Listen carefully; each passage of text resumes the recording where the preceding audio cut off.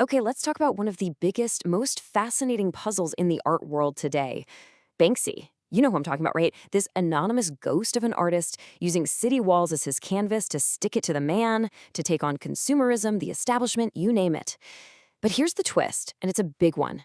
His work, it sells for millions, literally millions of dollars, to the exact same people he's supposedly criticizing.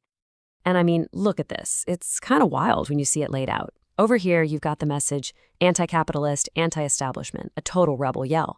And then, over here, you've got the price tag, up to 16 million pounds.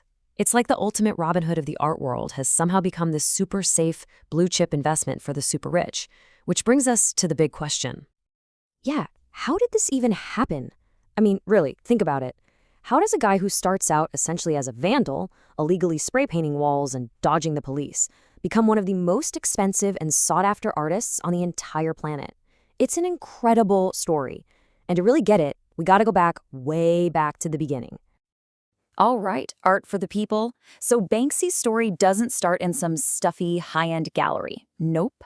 It starts on the streets, specifically the streets of Bristol in the UK, a city that was, and still is, this amazing hub for street art. This was his training ground, you know? This is where he cut his teeth and really started figuring out who he was as an artist. And his rise was, well, meteoric. In the 90s, he's just part of a local graffiti crew in Bristol. A few years later, boom, he's in London and the media starts to notice. But the real game changer, that's when he goes international, painting these incredibly powerful satirical pieces on the West Bank wall. That sparked a huge debate, and suddenly everyone knew his name. By 2015, he's pulling off these massive secret stunts like Dismaland, this completely twisted, dark version of a theme park that was a total sensation. He wasn't just a street artist anymore, he was a full-blown cultural phenomenon. So, you know his style, right? Those iconic stencils. Ever wonder why he uses them? Well, according to Banksy himself, it's because, and I quote, he was quite crap at getting it right without a stencil. That's classic Banksy humor for you. But honestly, it was also a brilliant move. Stencils let him get these really detailed, powerful images up on a wall super, super fast. And when what you're doing is illegal, well, speed is everything. And really, that was his whole mission statement. Art for the people. His big idea was that art shouldn't be locked away in galleries. He famously called them places for the trinkets of millionaires. He wanted his art out there, on the streets, for everybody, for free. Now, I want you to hang on to that phrase, trinkets of millionaires, because the irony here is about to go through the roof. Okay, next up, the shredder and the sale. This is maybe the single event that perfectly captures the whole Banksy paradox.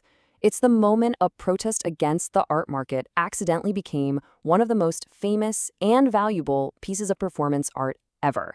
You know what I'm talking about, the time he shredded Girl with Balloon. So just picture this. It's 2018, you're at this super fancy Sotheby's auction house. Girl with Balloon is up for sale. The bidding is intense. Finally, the gavel falls, sold for $1.4 million. And then, in that exact instant, a crazy alarm goes off. Everyone looks up, and the painting, it starts sliding down through a shredder that was secretly built into the frame. The whole room is just stunned. But here's the kicker. He didn't destroy it, he transformed it. The new half-shredded work was reborn as Love is in the Bin. So, did his big anti-capitalist stunt work? Did he destroy the value of the art? Well, 3 years later, this new half-shredded piece goes back up for auction. And it's sold for 16 million pounds. Let that sink in. A stunt designed to mock the insane art market made the piece over 10 times more valuable. It's just incredible. Which brings us right back to that big question. Why? What is it about this kind of rebellion that makes it so valuable? Why does the very system he's attacking want to buy a piece of the attack? And make no mistake, Love is in the Bin isn't some crazy one-off. The Banksy market is massive. You've got Game Changer, his beautiful tribute to healthcare workers, which sold for over 14 million pounds, with all the money going to the NHS. Then there's Devolved Parliament, the one with all the chimpanzees running the government. That went for almost 10 million. The demand for his work is just off the charts.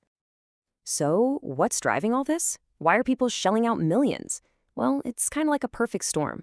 First off, there's the message itself. That rebellious, anti-establishment vibe is a huge part of the appeal. Then you've got the spectacle. Banksy is a master of getting attention, and in today's world, attention literally creates value. His stunts, his versatility, it all adds to the hype. And of course, the biggest factor of all, the mystery. The fact that nobody knows who he is makes him a legend. It's the ultimate marketing tool, and it fuels this crazy demand. And you know what? Banksy gets it. He is so aware of this irony. After his painting of the chimps in Parliament sold for a fortune, he posted this quote on his own Instagram. It's from the art critic Robert Hughes, and it says, "The price of art is now part of its function.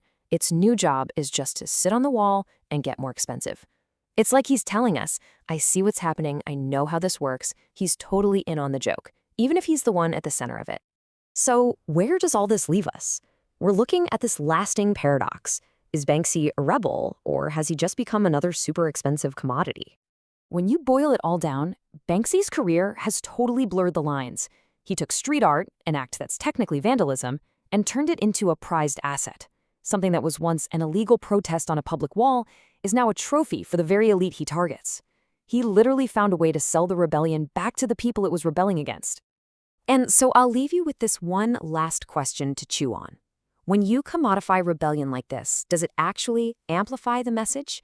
Does putting $1 million price tag on it make more people pay attention? Or does it ultimately destroy it? Does it take the fire out of the protest and turn it into just another one of those trinkets for millionaires?